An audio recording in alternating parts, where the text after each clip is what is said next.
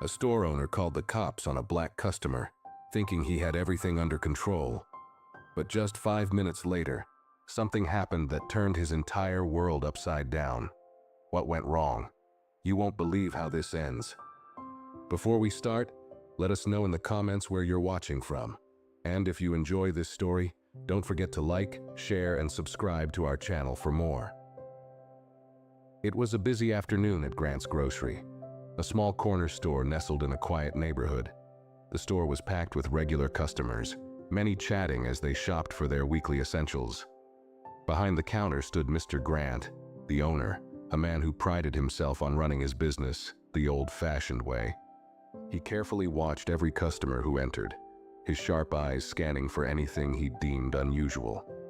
It wasn't unusual for him to scrutinize people. In his mind, it was just good business. But today, his focus was sharper than usual. The bell above the door chimed and a young man named Marcus walked in. He had a confident air about him, dressed neatly in a button-up shirt and carrying a small backpack slung over one shoulder. He greeted the cashier with a polite nod and grabbed a shopping basket from the stand near the entrance. Mr. Grant stiffened. He didn't recognize Marcus, and his mind immediately raced with assumptions. New faces always made him uneasy, but something about Marcus unsettled him even more. Mr. Grant barely noticed the stream of other customers walking in and out, his eyes now locked on Marcus. Marcus moved down the aisles with a calm demeanor, pausing occasionally to pick up a box of cereal or a can of soup. He pulled out his phone, tapping a few notes as he checked items off his shopping list. Mr. Grant leaned forward slightly, narrowing his eyes as he watched. "What's he doing with that phone?" he muttered under his breath. The way Marcus glanced at the shelves and then back at his phone only fueled his suspicions. It didn't matter that Marcus was doing nothing out of the ordinary. Mr. Grant had already made up his mind. As Marcus turned down the refrigerated section to grab a carton of milk, Mr. Grant stepped out from behind the counter. His heart pounded, but he told himself it was just adrenaline. "You've got to stay on top of these things," he thought. He approached Marcus slowly, the heavy soles of his shoes clunking against the tiled floor. Marcus, oblivious to the attention, was reading the label on a juice bottle when Mr. Grant's voice cut through the air. "What do you think you're doing?" Mr. Grant's tone was sharp, his words loud enough to turn a few heads nearby. Marcus looked up, startled. He blinked, confused for a moment before replying, "I'm just shopping." He held up his basket as if to prove his point, the items inside clearly unpaid but untouched. Mr. Grant's suspicion only deepened. "That backpack of yours," he said, pointing at it. "What's in there? You think I didn't notice you looking around like that? Trying to sneak something into your bag, huh?" His voice grew louder, attracting even more attention. Marcus froze, his expression shifting from confusion to disbelief. "Excuse me? I'm not stealing anything," he said firmly but respectfully. "I can show you what's in my bag if you want, but I'm just here to buy groceries." Mr. Grant waved him off. "I don't need your excuses," he said. "I've seen this before. People like you think you can walk in here and take whatever you want without paying. Well, not in my store." His words hung in the air, heavy with implication. Marcus's face hardened. He stood his ground, his voice calm but firm. "I haven't done anything wrong. You're making a mistake." The tension in the store was palpable now. Customers had stopped browsing to watch the scene unfold. A woman standing nearby quietly pulled out her phone, hitting the record button as Mr. Grant jabbed his finger toward Marcus. "I've had enough of this," he snapped, storming toward the counter to grab the phone. He dialed the police, loudly announcing that there was a shoplifter refusing to leave. Marcus stood still, his grip tightening on the basket. His mind raced, not because he was guilty, but because he couldn't believe this was happening. As he looked around, he noticed the eyes of other shoppers, some filled with pity, others with judgment. He took a deep breath, knowing he'd done nothing wrong, but as Mr. Grant barked into the phone, Marcus felt a chill run down his spine. This situation was about to spiral out of control, and he wasn't sure what would happen next. Minutes felt like hours as Marcus stood in the middle of the store, gripping his basket tightly. The tension in the room was suffocating, with every pair of eyes locked on him. A mother shopping with her child gave him a small, sympathetic glance, but quickly turned away when Mr. Grant shot her a sharp look.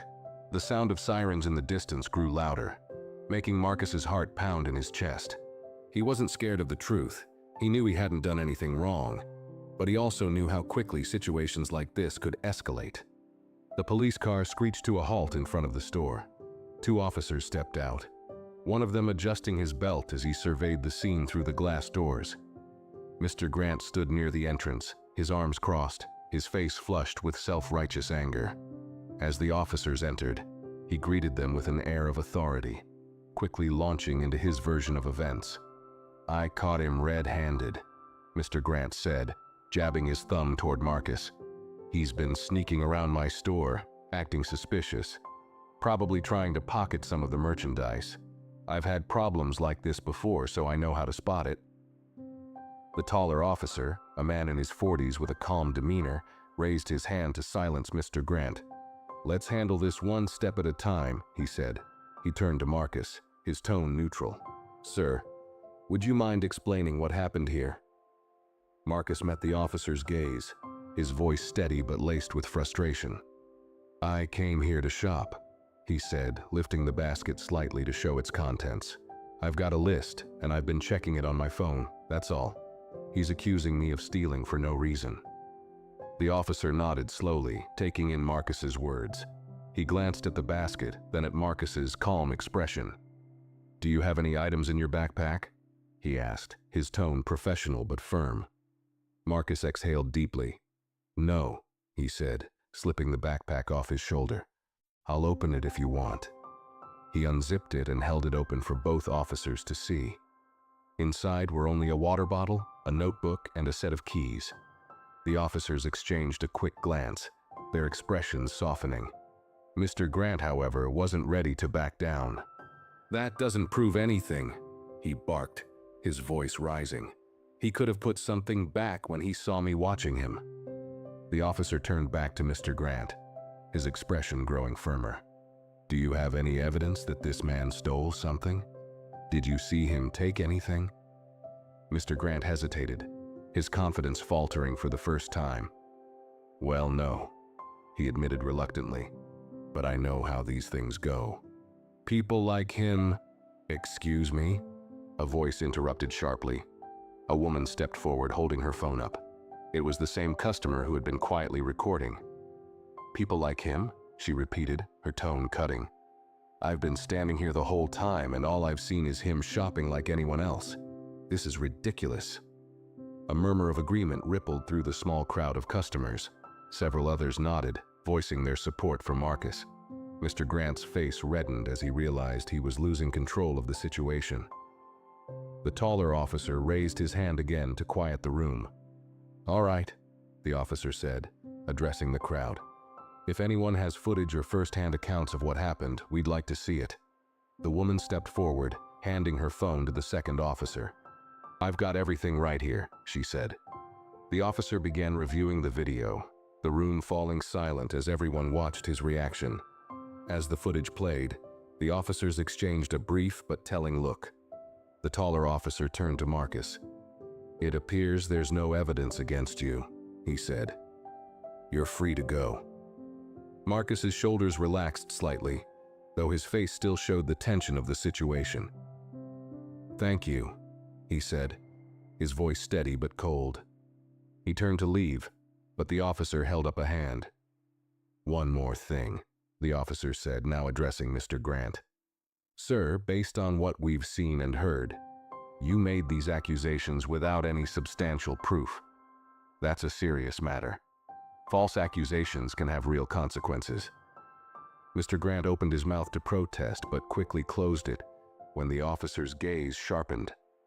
The crowd, emboldened by the officer's words, began murmuring louder, their frustration with Mr. Grant growing more evident by the second. The officer's words hung in the air like a warning, and for the first time Mr. Grant looked genuinely unsettled.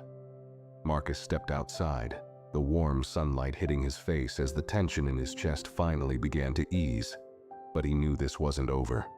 Inside, Mr. Grant stood frozen, the weight of his choices slowly sinking in as the store grew quieter, customers glaring at him with disdain. As Marcus walked away from the store, the stares of the lingering crowd followed him. But he held his head high. He hadn't done anything wrong, and he wasn't going to let this situation define him.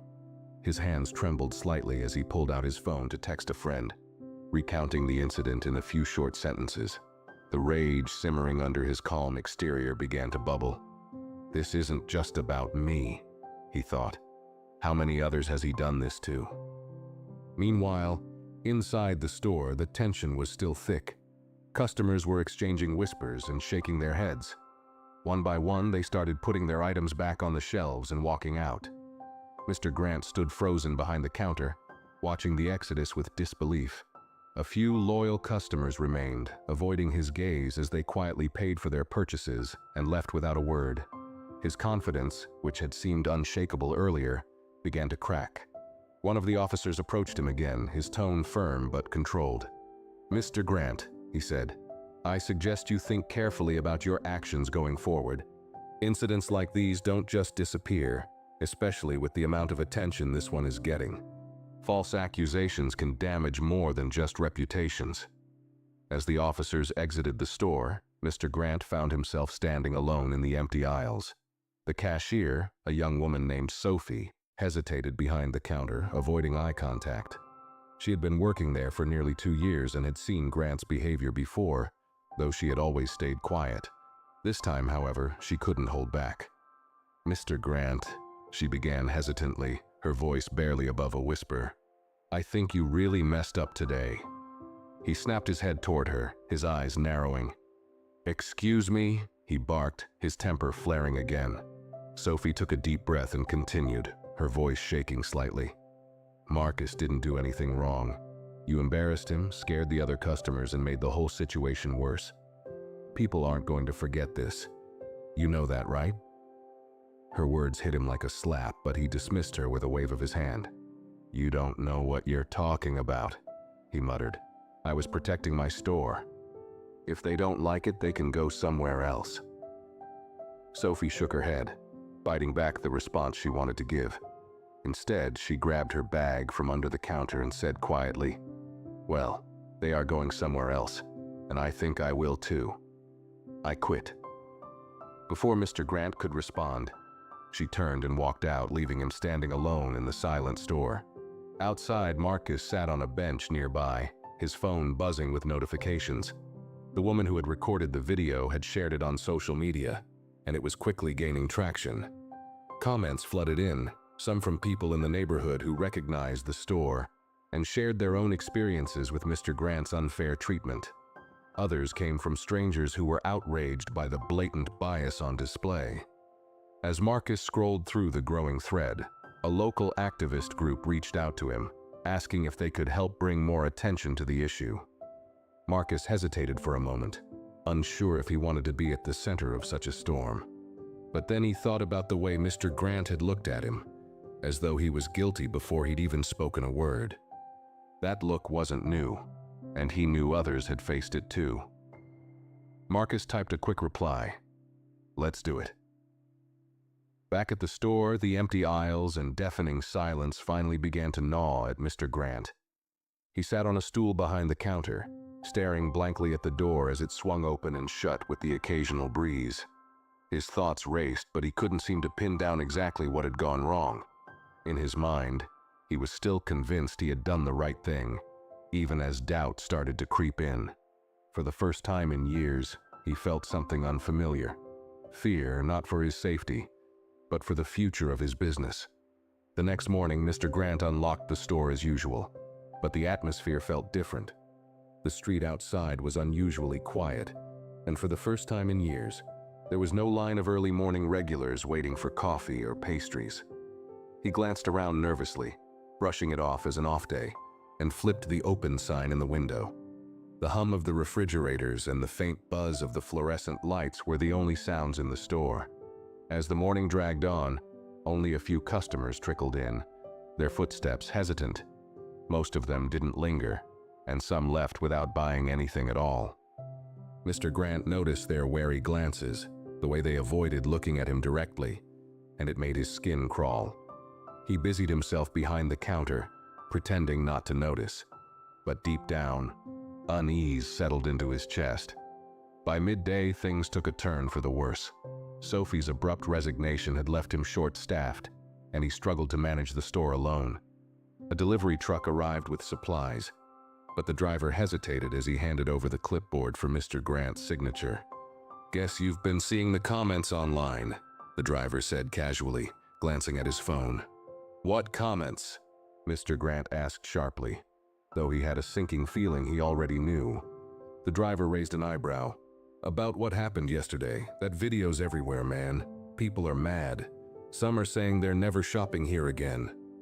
Mr. Grant snatched the clipboard, muttering under his breath as he scribbled his signature.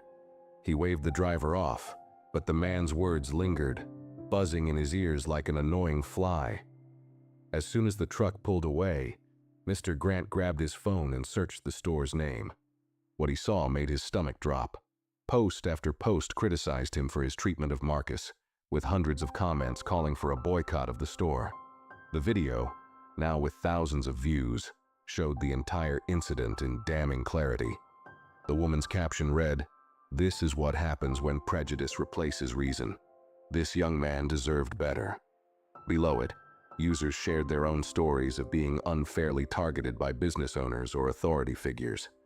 Mr. Grant's hands trembled as he read through the flood of negative reviews that had popped up overnight. "Racist and rude owner," one comment read. "I've shopped there for years but never again."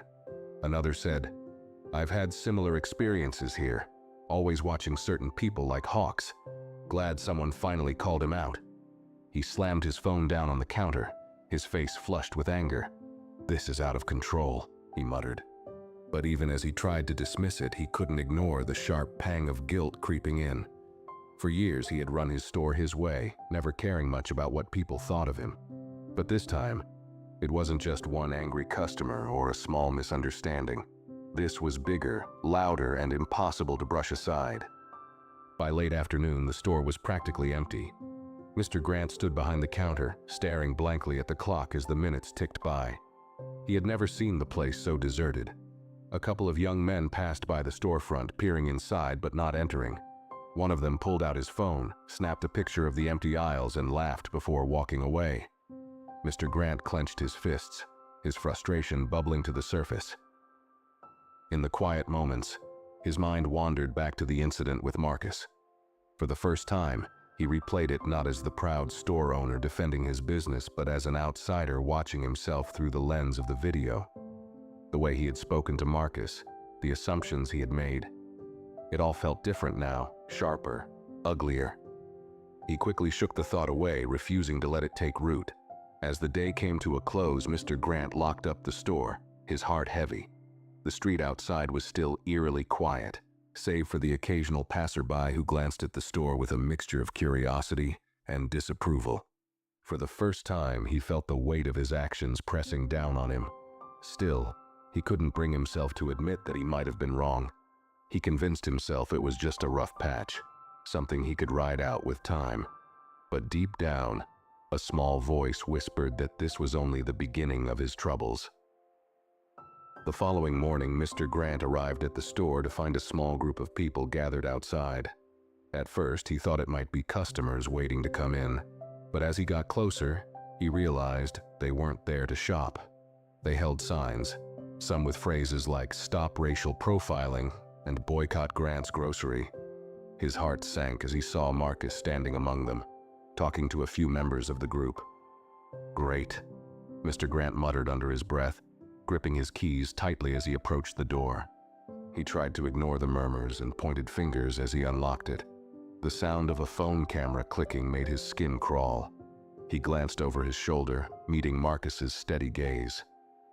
"You can't do this here," Mr. Grant snapped, his voice breaking the tense silence. "This is private property. I'll call the police if you don't leave." Marcus didn't flinch. His voice was calm but firm as he replied, "We're on the sidewalk, Mr. Grant. That's public property. We have every right to be here." A few people in the group nodded in agreement, their eyes fixed on Mr. Grant with quiet defiance.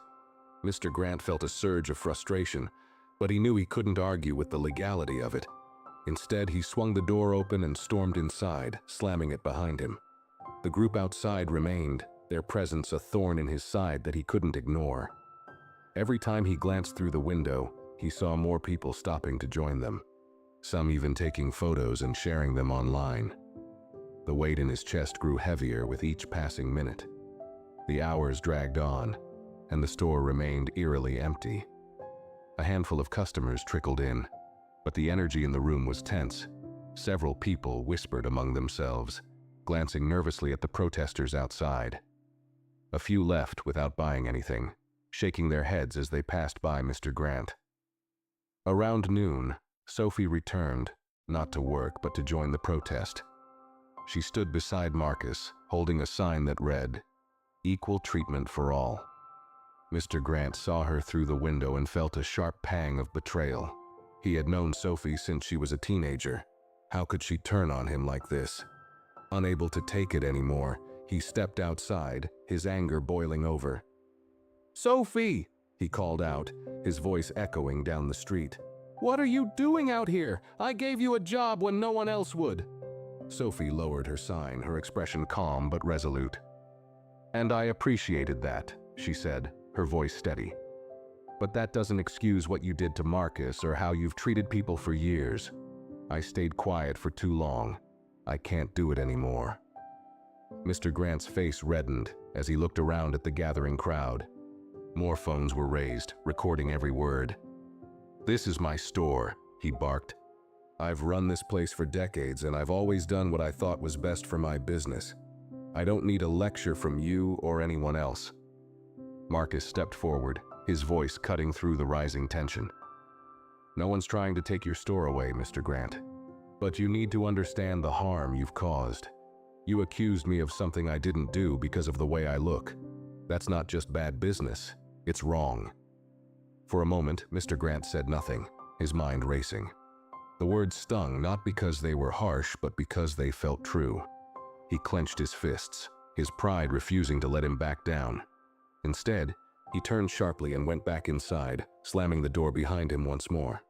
The rest of the day was a blur. The protest outside grew steadily, drawing more attention from passers-by. Local news reporters showed up, their cameras pointed at the store as they interviewed Marcus and the other protesters. Mr. Grant stayed behind the counter, watching it all unfold through the window with a sinking feeling in his stomach. That night, as he closed up the store, he noticed something new. Flyers plastered on nearby lampposts and walls. They read, "Stand against injustice. Boycott Grant's Grocery." Below the bold letters was a link to the video of the incident, which had now amassed tens of thousands of views. Mr. Grant ripped one of the flyers down, crumpling it in his hand, but it didn't change the reality staring him in the face. His business, his reputation, his entire livelihood. Everything he had worked for was crumbling, and for the first time he wasn't sure he could fix it. As he walked to his car, the voices of the protesters echoed in his ears, their chants a haunting reminder that the world was no longer willing to stay silent. Mr. Grant sat alone in his dimly lit living room that night, the only sound the faint hum of the refrigerator from the kitchen. The day's events played over and over in his mind like a broken record. He couldn't shake the sight of Marcus's calm expression, the way Sophie had stood firm, or the growing crowd that had gathered outside his store. His hands clenched into fists as frustration bubbled to the surface. "It's not my fault," he muttered aloud to no one. "I was just doing what any business owner would do. I have the right to protect my property." But even as the words left his mouth, they felt hollow. Deep down, a flicker of doubt gnawed at him. He had run his store the same way for decades, but times were changing and he wasn't sure he knew how to adapt. The comments he'd read online earlier that day echoed in his head. People calling him a racist, a bully, someone who didn't deserve to run a business in their community. For the first time, he felt the weight of those words. He reached for his phone, scrolling through social media again, even though he knew it would only make him feel worse. The video of Marcus in the store had now reached over 100,000 views. Dozens of people had tagged his store's account in their posts, demanding answers, some even calling for his business license to be revoked. A local news outlet had picked up the story, airing interviews with customers who had experienced similar treatment. Their words stung the most because they confirmed what he had always refused to admit, that his actions had alienated the very people who had kept his store running. As he continued scrolling, he saw a new post from Marcus. It wasn't angry or accusatory like the others. Instead, it was thoughtful, even measured. Marcus had written, "This isn't about tearing someone down. It's about holding people accountable and making our community better. I hope Mr. Grant learns from this and takes the opportunity to change. That's all we want, fairness and respect for everyone." Mr. Grant stared at the post for a long time. He felt an odd mix of emotions, anger, guilt, and something else he couldn't quite name. Marcus had every reason to attack him, yet he hadn't. Instead, he was calling for something Mr. Grant had never considered: change. The thought made his chest tighten.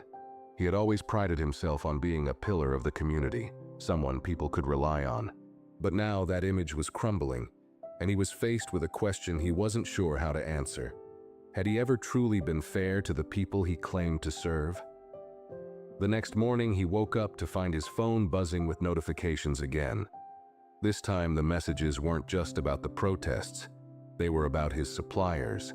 Several had emailed him, citing reputational concerns as the reason they were terminating their contracts. One by one, he saw the pieces of his business slipping away. Without reliable suppliers, he couldn't stock his shelves, and without customers, it wouldn't matter even if he could. His phone rang, snapping him out of his thoughts. It was the landlord of the building his store occupied. With a heavy sigh, he answered, already dreading the conversation. "Mr. Grant." The landlord's voice was calm but firm. "I've been hearing about the situation at your store. I think it's best if we talk about your lease. This kind of negative attention isn't good for the property or the other tenants." Mr. Grant's heart sank. "What are you saying?" he asked, though he already knew the answer. "I'm saying you need to find a way to resolve this quickly. Otherwise, I'll have to reconsider our agreement." The line went dead, and Mr. Grant sat there in stunned silence. For decades, he had believed that he was untouchable, that his store was an essential part of the community. But now, it felt like the entire world was against him, and he didn't know how to fight back. As he sat there, staring at the phone in his hand, a single thought crossed his mind. Maybe this wasn't just about the store. Maybe this was about him, about who he had become and the choices he had made. For the first time, he wondered if Marcus had been right all along. If change wasn't just something the community needed, it was something he needed too. The morning light filtered through the dusty blinds of Mr. Grant's office, casting streaks of pale yellow across his cluttered desk. He sat there, staring blankly at a stack of bills he hadn't yet paid, each one marked with a bright red final notice. His coffee sat untouched, growing colder by the minute. His mind replayed the landlord's warning from the previous day, the chants from the protesters, and most vividly, Marcus's words, "We want fairness and respect for everyone." With a heavy sigh, he stood and made his way to the front of the store. The once busy aisles were deserted, save for a few half-empty shelves that seemed to mock him with their emptiness. A faint hum of noise from outside caught his attention, and he peered through the window. The protesters were back, their group even larger than before. Marcus stood near the front, holding a sign that read, "Change starts here." Mr. Grant turned away, rubbing his temples. For years, he had convinced himself that he was running a respectable business, that his methods were just tough love. But now, his decisions had brought his livelihood to the brink of collapse. His pride told him to ignore it, to weather the storm, and prove to everyone that he didn't need to change. Yet, a small voice deep inside whispered a different message, one that was harder to ignore with each passing day. The doorbell jingled, pulling him from his thoughts. A middle-aged woman entered, her posture stiff as she approached the counter. Mr. Grant straightened up, attempting to greet her with his usual gruff professionalism. "Good morning. How can I help you?" he asked, forcing a neutral tone. The woman placed a small basket on the counter and looked him in the eye. "I've been coming to this store for years," she said, her voice calm but firm. "But what you did to that young man was wrong. It's not the first time I've seen you act this way, and I've let it slide because it wasn't happening to me. But not anymore." She pushed the basket aside. "I can't shop here until you make this right." Mr. Grant opened his mouth to respond, but no words came out. The woman's quiet disappointment cut deeper than the loud protests outside. Without another word, she turned and left, leaving him standing there feeling smaller than he ever had in his life. The rest of the day crawled by, each moment heavier than the last. By late afternoon, the protesters were still outside, their chants steady and unwavering. Mr. Grant paced behind the counter, his frustration mounting. He wanted to dismiss it all, to blame the protesters, the customers, the internet, anyone but himself. But the longer he stayed in the empty store, the more the truth crept in. His business was failing because of him, not because of Marcus, not because of social media, but because of his choices. The realization hit him like a punch to the gut, leaving him breathless. By closing time, the crowd outside had thinned, but Marcus remained. He was sitting on a low wall near the sidewalk, scrolling through his phone. Mr. Grant watched him for a long moment, feeling an unfamiliar mix of guilt and curiosity. He didn't know why, but his feet started moving toward the door. Before he could think twice, he stepped outside.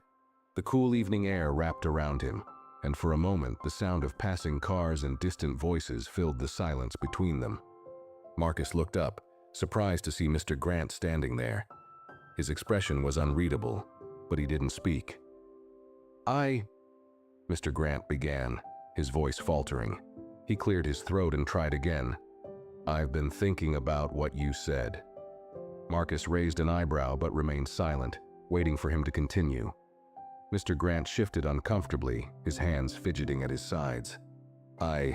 Maybe I haven't been fair. To you, to others." The words felt foreign on his tongue, but once they were out, he couldn't stop. "I don't know how to fix it. I don't even know where to start." Marcus studied him for a moment, his expression softening slightly. "Acknowledging it is a start," he said simply. "But it's not enough. You have to be willing to listen, to learn, and to actually change." Mr. Grant nodded, though his heart raced with uncertainty. How do I even begin?" he asked, his voice quieter now. Marcus stood, folding his arms as he looked at the man in front of him. "That's something you have to figure out, but it starts with owning what you've done, to me, to others. And then you do better, consistently." For the first time, Mr. Grant didn't feel defensive or angry. He felt tired, tired of fighting, tired of justifying, tired of the person he had become. As Marcus turned to leave, Mr. Grant called after him. "Will you come back?" "To the store, I mean." Marcus hesitated, then shrugged. "That depends on you, Mr. Grant. Show us that you're serious about changing. Then we'll see." As Marcus walked away, Mr. Grant stood alone in the doorway, the weight of his words sinking in. He didn't know if he could fix everything, but for the first time he felt like he needed to try. That night, Mr. Grant sat at his kitchen table, a notebook and pen in front of him. The store's ledger lay open beside it, but for once, he wasn't focused on numbers or inventory. He stared at the blank page, his mind swirling with thoughts he couldn't quite pin down. The words Marcus had said earlier echoed in his ears. You have to be willing to listen, to learn, and to actually change. The silence in the room was suffocating, broken only by the faint ticking of the clock on the wall. For decades, Mr. Grant had prided himself on running the store his way, never taking advice from anyone. He believed he knew what was best, that his instincts were always right. But now, with his reputation in ruins and his business teetering on the edge of collapse, he realized he'd been wrong.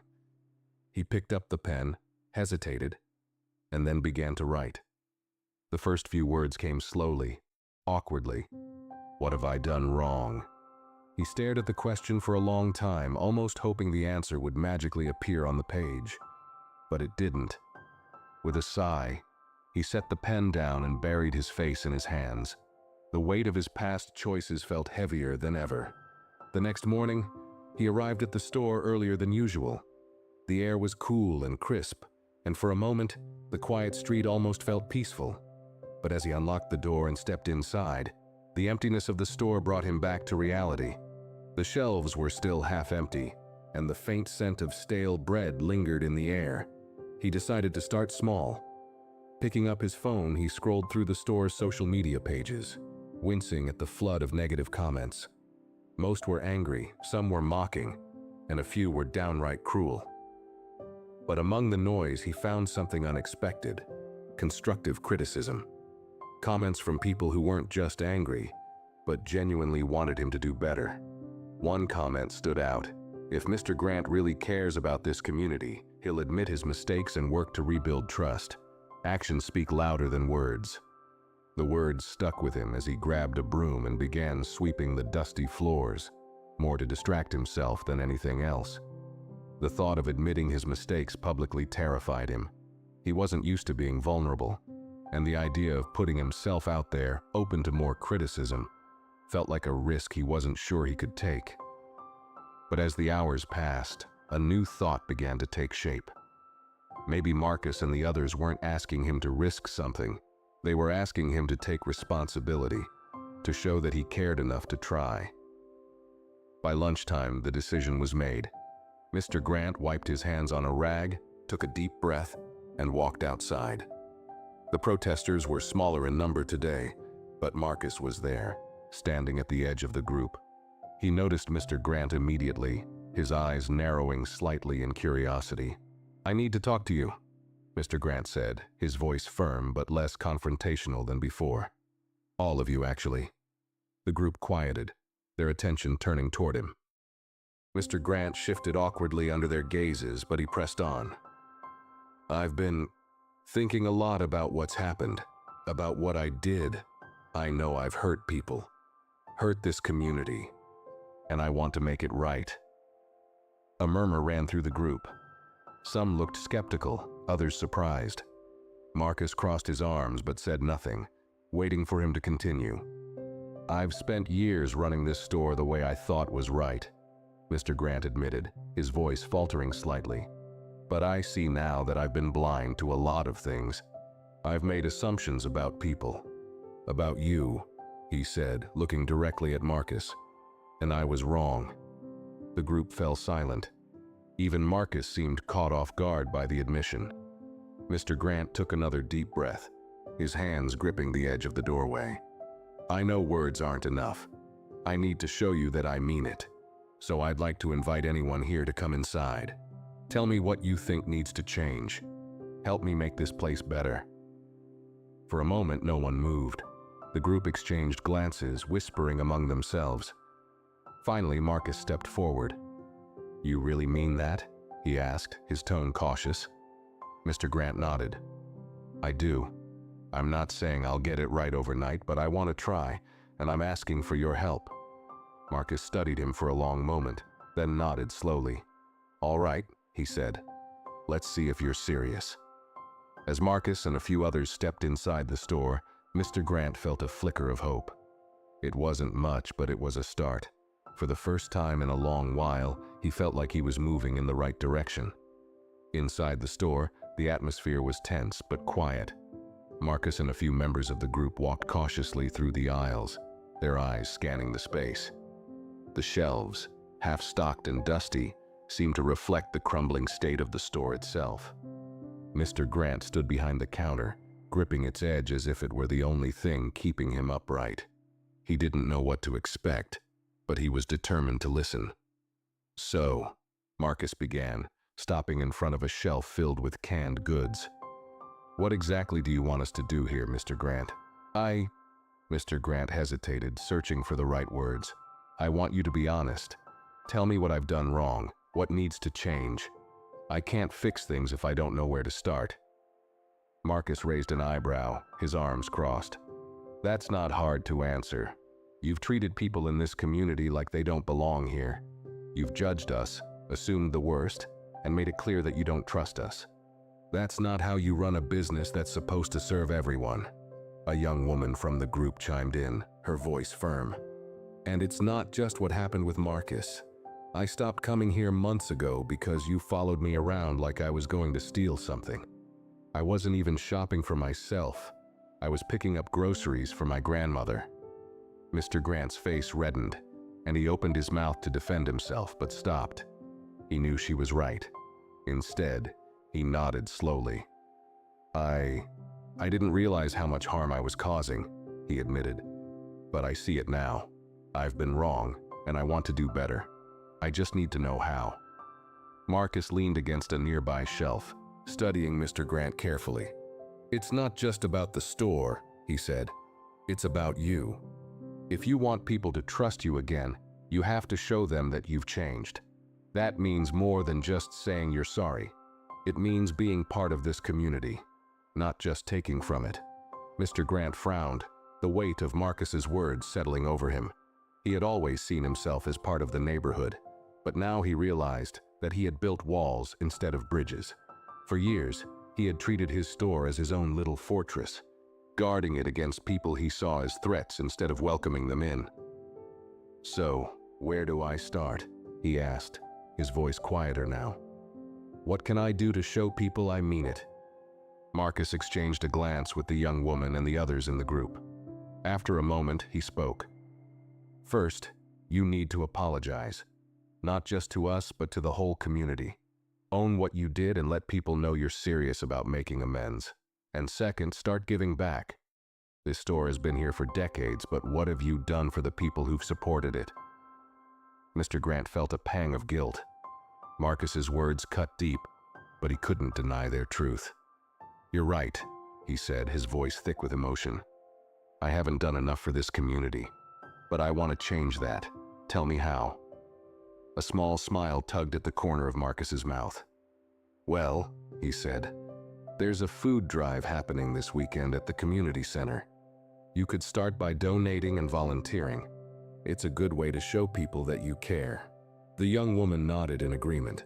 And maybe think about hosting something here, like a neighborhood event or a free meal day. Something that brings people together. Mr. Grant listened intently, nodding as they spoke. The ideas felt daunting, but for the first time he also felt a glimmer of hope. Okay, he said finally. I'll do it. I'll start with the food drive. Marcus straightened, his expression softening slightly. Good. But remember, this isn't a one-time thing. If you're serious about changing, it's going to take time and effort. People are watching, and they won't trust you overnight. I understand, Mr. Grant said, his voice steady. I'm ready to put in the work. As the group prepared to leave, Marcus turned back to him. We'll hold you to that, he said. And for what it's worth, I hope you prove us wrong. Mr. Grant nodded, a mix of determination and nervousness settling in his chest. As the door closed behind them, he stood alone in the quiet store, feeling a sense of purpose he hadn't felt in years. He knew the road ahead would be difficult, but for the first time, he believed it might also lead to something better. The next few days passed in a blur for Mr. Grant. His mornings, once spent counting cash and organizing inventory, were now filled with something far less familiar: self-reflection and planning. He made a call to the community center to confirm the details of the food drive Marcus had mentioned, feeling an unusual mix of nerves and determination as he offered to contribute both supplies and his time. Word spread quickly. The news that Mr. Grant, the man who had caused so much anger, was now volunteering, brought mixed reactions. Some were skeptical, dismissing it as a hollow attempt to save face. Others were cautiously optimistic, willing to give him the benefit of the doubt, but waiting to see if his actions would match his promises. On the morning of the food drive, Mr. Grant arrived at the community center with the trunk of his car packed full of canned goods, dry food, and other essentials. He had raided the store's inventory the night before, carefully selecting items that he thought would make a meaningful contribution. As he unloaded the boxes, a few volunteers shot him wary glances, their conversations quieting as they noticed him. Marcus was there too, sorting donations into neat piles. He looked up when Mr. Grant approached, his expression unreadable. "Didn't think you'd show up this early," Marcus said, his tone neutral. "I figured it was the least I could do," Mr. Grant replied, setting down a box. "I wanted to help." Marcus studied him for a moment before nodding. "Well, grab some gloves. We've got a lot of work to do." The hours that followed were unlike anything Mr. Grant had experienced in years. He found himself elbow-deep in tasks he never thought he'd be doing, unpacking donations, organizing boxes, and greeting people who came to pick up food. At first, the interactions were stiff. People avoided his gaze or gave curt responses when he tried to make small talk. But as the day went on, something began to shift. A woman approached him with her young son in tow, her eyes filled with a cautious warmth. "Thank you for this," she said softly, nodding toward the bag of groceries she held. "It makes a big difference." Mr. Grant felt a lump in his throat. "I'm just glad I can help," he said, his voice quieter than usual. The boy smiled shyly, clutching a small toy he had picked from a donation bin. For the first time in what felt like forever, Mr. Grant felt a genuine connection to the people around him. By mid-afternoon, he noticed Marcus watching him from across the room. Mr. Grant wasn't sure what the younger man was thinking, but he chose not to dwell on it. Instead, he focused on his work, determined to prove, if not to Marcus then to himself, that he could be better. As the food drive wound down, Mr. Grant found himself standing beside Marcus, stacking the last of the empty boxes. The silence between them was heavy but not hostile. Finally, Marcus spoke. "You did good today." Mr. Grant glanced at him, surprised. "Thanks," he said, his voice almost uncertain. "I'm just trying to make things right." Marcus shrugged. "It's a start. But like I said before, it's not just about today. People will remember what you did before, but they'll also notice what you do now." "I know," Mr. Grant replied, his tone serious. "And I'm not expecting people to forgive me overnight. But I'm willing to keep trying." Marcus looked at him for a long moment before nodding. "Good. Keep showing up. That's how you build trust." As the last of the donations were packed up and the volunteers began to leave, Mr. Grant lingered for a moment, watching the others. There was a warmth in the room, a sense of purpose he hadn't felt in years. For the first time, he realized what he had been missing, not just in his business, but in his life. When he returned to the store that evening, it felt different. The aisles were still quiet and the shelves still sparse, but for the first time, he didn't feel defeated. Instead, he felt a spark of something he hadn't allowed himself to feel in a long time: hope. The day after the food drive, Mr. Grant stood behind the counter of his store, staring at a notebook filled with hastily written ideas. The suggestion from one of the protesters about hosting a neighborhood event had been circling in his mind. It wasn't just about apologizing anymore. It was about making people feel welcome again, about proving that he was genuinely committed to change. He spent the morning brainstorming, scribbling down thoughts and crossing most of them out. A free meal day, a discount for regulars, a community meeting in the store. Each idea felt promising for a moment before doubt crept in. He knew he couldn't undo the damage overnight, but he was determined to take action. By midday, he had settled on an idea. He'd host an open house at the store, a day where people could come, share their thoughts, and enjoy refreshments. It wasn't grand or complicated, but it felt right. He wanted to hear from the community, to understand what they needed and how he could better serve them. With a deep breath, he picked up his phone and called the local printer. He ordered flyers to announce the event, making sure to emphasize that it was about listening and reconnecting. He then stepped outside to tape one of the flyers to the store window. As he pressed the tape down, he noticed a few passers-by stopping to read it. Their expressions varied, some skeptical, some curious, but none hostile. It was a small win. That evening, he made another call. this time to Marcus. The phone rang a few times before Marcus picked up, his voice cautious. "Hello, it's Mr. Grant," he said, his words stumbling slightly. I wanted to let you know I'm hosting an open house at the store this weekend.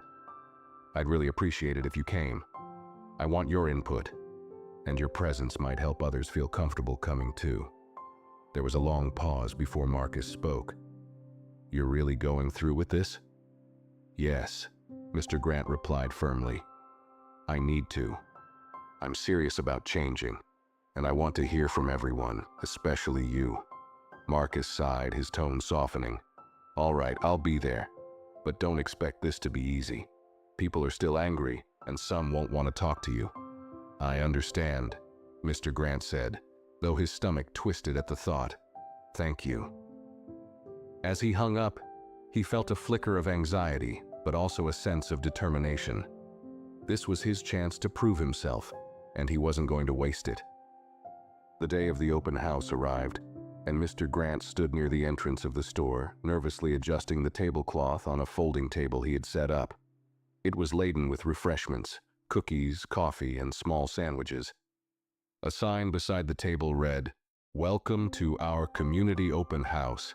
Share your thoughts." He glanced at the clock. The event was scheduled to start in 10 minutes, and so far no one had arrived. His heart sank as he imagined an empty store, his efforts wasted. But just as doubt began to consume him, the doorbell jingled. He looked up to see Marcus stepping inside, his expression guarded but not unkind. "Looks good," Marcus said, nodding toward the table. "You're really pulling out all the stops, huh?" "Trying my best," Mr. Grant replied with a nervous chuckle. "Thanks for coming." Marcus didn't respond immediately, but instead began walking the aisles, taking in the space. As he did, a few more people trickled in. An older woman, a man with his teenage son, and eventually Sophie, the former cashier. Each person glanced around hesitantly before making their way to the table, or sitting in one of the chairs Mr. Grant had set up near the back of the store. The atmosphere was tense at first, the air thick with unspoken questions. Mr. Grant stood at the counter, unsure of how to begin. Finally, Marcus cleared his throat, breaking the silence. "Well, Mr. Grant," he said, gesturing toward the small group, "this is your chance. Say what you need to say." Mr. Grant swallowed hard, stepping out from behind the counter. His hands trembled slightly as he clasped them in front of him. "First of all," he began, his voice shaky but sincere, "thank you all for being here. I know it's not easy to walk into a place where you've been treated unfairly, and I'm sorry for the part I played in making that happen." He paused, scanning the room for reactions. Some people nodded slightly, while others remained stone-faced, their expressions unreadable. "I've been running this store the same way for a long time," he continued, "and I didn't realize how much harm I was causing. I made assumptions about people, about you, and I was wrong. I know an apology isn't enough, but I'm here today because I want to listen. I want to know how I can do better." The room was quiet for a moment before Sophie spoke up. "It's not just about saying sorry, Mr. Grant. You need to treat everyone with respect, not just the people you feel comfortable with." "That's right," the older woman chimed in. "I've been shopping here for years, and I've seen how you look at people, especially people like Marcus. That has to change." Mr. Grant nodded, taking their words to heart. "You're right," he said, "and I'm committed to doing better. I want to work with the community, not against it." As the conversation continued, more voices joined in, some offering criticism, others sharing ideas for improvement. Slowly, the tension began to ease. People started to open up, talking about what the store meant to them and how it could become a better part of the neighborhood. By the end of the day, the store was filled with a sense of cautious optimism. As people began to leave, several lingered to thank Mr. Grant or offer encouragement. Marcus approached him last, a small smile tugging at his lips. "You did good today," he said, his tone almost approving. "But like I said before, this is just the beginning." Mr. Grant nodded, feeling the weight of Marcus's words. He still had a long way to go, but for the first time in years, He felt like he was moving in the right direction. The days following the open house were a whirlwind for Mr. Grant. Word of the event spread quickly throughout the neighborhood. Some people praised him for taking the first step, while others remained skeptical, wondering if his newfound humility was genuine or just a desperate attempt to save his failing business. Mr. Grant didn't blame them for their doubts. He knew he had a long road ahead to rebuild trust, and it would take more than one event to prove himself. Determined to follow through, he threw himself into the suggestions he had received during the open house. One of the ideas that stood out was a monthly community day, where the store would host activities like cooking classes, free meals, and forums for people to share their thoughts. It wasn't just about drawing customers back. It was about transforming the store into a place where everyone felt welcome. The first community day was set to happen 2 weeks later, and Mr. Grant spent every spare moment preparing. He stocked the shelves with fresh produce and essentials, using whatever funds he could scrape together to make the store look inviting again. He worked late into the night designing flyers, which he handed out to local residents, and hung on every notice board he could find. As the day approached, he found himself growing nervous. What if no one came? What if the event was a failure? Those fears gnawed at him, but he pushed them aside, focusing on the bigger picture. This wasn't about immediate success. It was about showing the community that he was committed to change. On the morning of the event, the store was transformed. Long tables were set up outside, decorated with colorful tablecloths and laden with trays of food. Inside, a small corner was dedicated to a free pantry, offering basic groceries for families in need. A chalkboard sign at the entrance read, "Welcome to Community Day, a fresh start."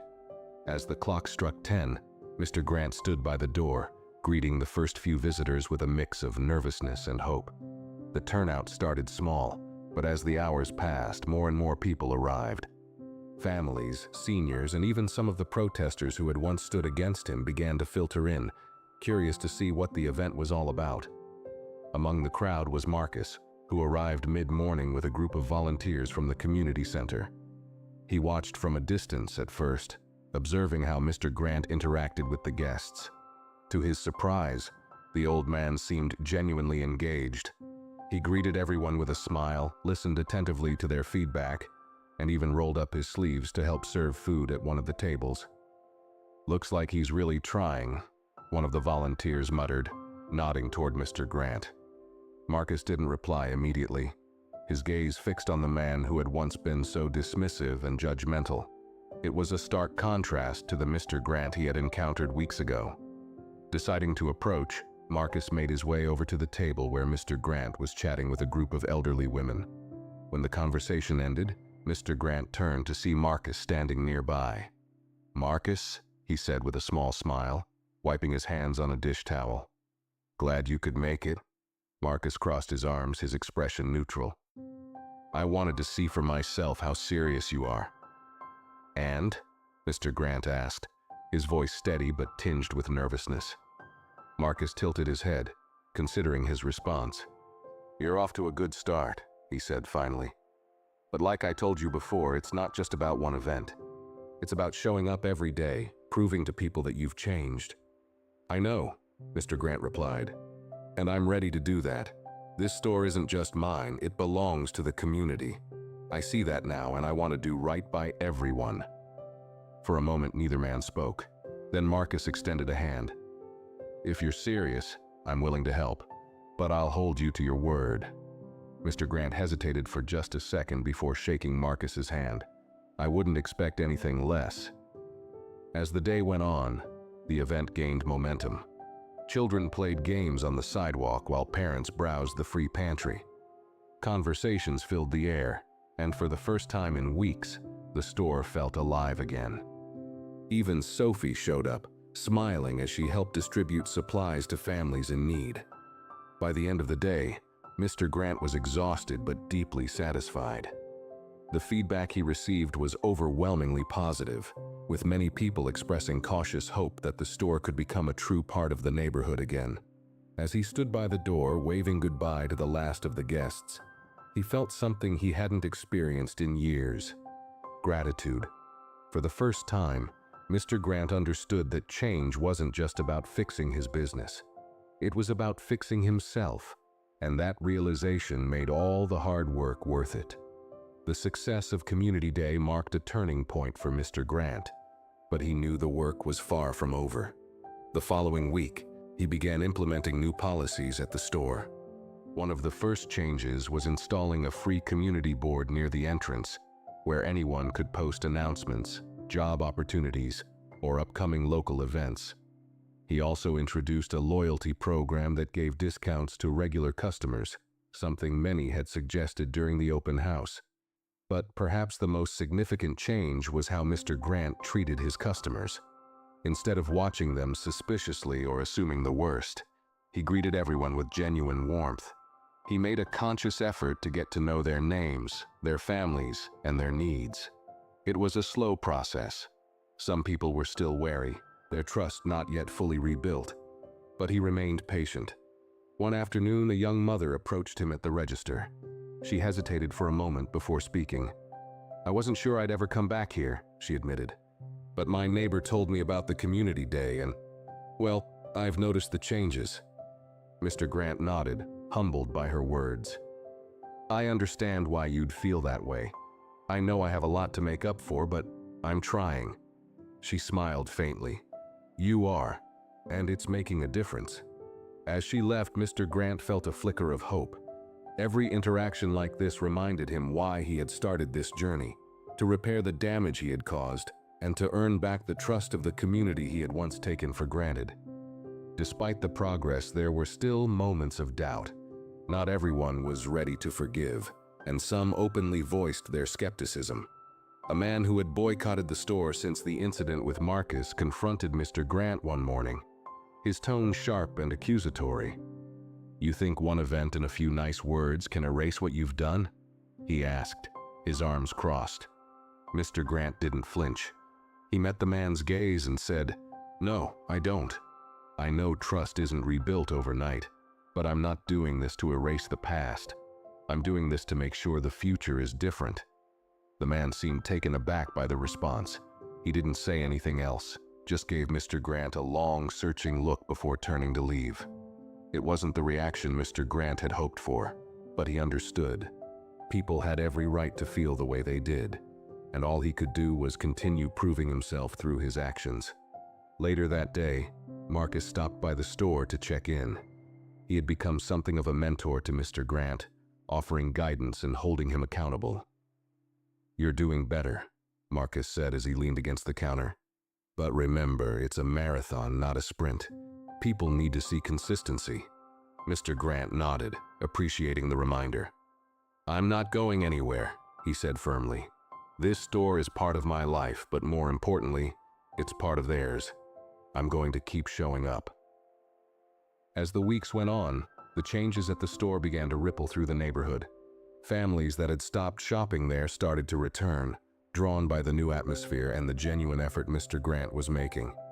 He partnered with the community center to host monthly events, including book drives, school supply giveaways, and even a holiday dinner for families in need. One evening, as Mr. Grant was locking up the store, he spotted Marcus across the street, walking with a group of kids from the community center. Marcus gave him a small nod, and Mr. Grant felt a wave of gratitude. It wasn't just the store that had changed, it was him. For the first time in years, he felt connected to the people around him, not as a distant figure behind a counter, but as someone who truly cared. With every small success, he felt the weight of his past begin to lift. He knew the journey wasn't over, but for the first time, he believed that he was on the right path. And as the lights in the store flickered off, he looked forward to the work that still lay ahead. A few months later, the store had become almost unrecognizable, not in appearance but in atmosphere. The aisles, once quiet and tense, were now lively with chatter and laughter. Customers greeted each other warmly, and Mr. Grant had become a familiar and friendly presence, often seen helping people find items or chatting about their day. The community board near the entrance was filled with colorful flyers, showcasing everything from babysitting services to local art shows. One day, as Marcus walked in, he noticed something that brought a faint smile to his face. A group of children were gathered around a small corner of the store that had been transformed into a kids' spot, stocked with free books and small toys. Mr. Grant was kneeling down, handing a picture book to a little girl who giggled as she thanked him. Marcus approached the counter, watching as Mr. Grant stood and brushed off his knees. "You've been busy," Marcus said, gesturing toward the bustling store. Mr. Grant smiled, the lines on his face softer than they had been months ago. "Busy's good," he replied. "Better than staring at empty aisles." Marcus nodded, his tone more serious now. "You've come a long way, Mr. Grant. People are starting to trust you again. That's not easy to earn." "I know," Mr. Grant said, his voice steady. "But it's worth it. I didn't realize how much I was missing until I started listening to the people around me." Marcus leaned against the counter, crossing his arms. "So, what's next?" "You've done a lot, but this can't just stop here." Mr. Grant chuckled. "I don't plan on stopping. The store is just the beginning. I've been thinking about other ways to give back. Maybe sponsor a scholarship fund or start a program to support local businesses." Marcus raised an eyebrow, clearly impressed. "That's big." "Well," Mr. Grant said, a twinkle of humor in his eye, "if I've learned anything these past few months, it's that big changes start with small steps." Marcus smiled, his respect for the man now genuine and unwavering. "You're right about that." As they talked, customers continued to come and go, each interaction a quiet testament to the transformation that had taken place. Mr. Grant no longer stood apart from the community, he was a part of it. And for the first time in years, he felt a sense of purpose that went far beyond running a business. It was about people, about the lives he could touch and the difference he could make. As the afternoon sun streamed through the store windows, Mr. Grant glanced around, taking in the lively scene. It wasn't perfect, and there was still work to be done. But for the first time, he felt like the store was finally living up to its name, a place for everyone. Months later, as winter began to settle over the neighborhood, Mr. Grant found himself standing outside his store, gazing at the small crowd gathered for the store's first holiday celebration. String lights framed the windows, casting a warm glow over the sidewalk. A table outside was piled with hot cocoa, cookies, and blankets to give away to anyone in need. Laughter and conversation filled the air, a stark contrast to the silence that had once engulfed the store.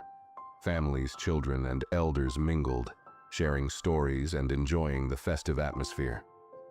Marcus stood nearby, chatting with a group of teenagers from the community center. Sophie had returned as a volunteer, helping to organize the event and greeting customers with her usual warmth.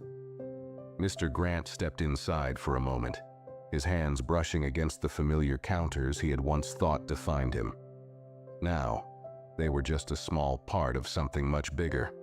The store wasn't just a place of business anymore. It was a gathering spot, a resource, and most importantly, a symbol of what could happen when someone truly listened and committed to change. As the evening wound down, Marcus approached him with a plate of cookies and a grin. "You know," Marcus said, "when I first walked into this store months ago, I never thought I'd see it like this. You proved me wrong." Mr. Grant laughed softly, taking the plate. "I proved myself wrong, too. I thought I had it all figured out, but I've learned more in the past few months than I did in decades of running this place." Marcus nodded, his tone thoughtful. "That's the thing about change. It doesn't end. You keep growing, keep learning." Mr. Grant smiled, looking out at the crowd one last time. "I'm starting to see that." The two stood there for a moment, watching as the neighborhood came together, the glow of the lights reflecting off smiling faces. For Mr. Grant, it wasn't just the end of a chapter. It was the beginning of something new, something better. And as the sound of laughter filled the air, he knew one thing for certain. He was exactly where he was meant to be. Thanks for watching. If you enjoyed this video, make sure to give it a like, share your thoughts in the comments below, and don't forget to subscribe to our channel for more stories like this. See you in the next one.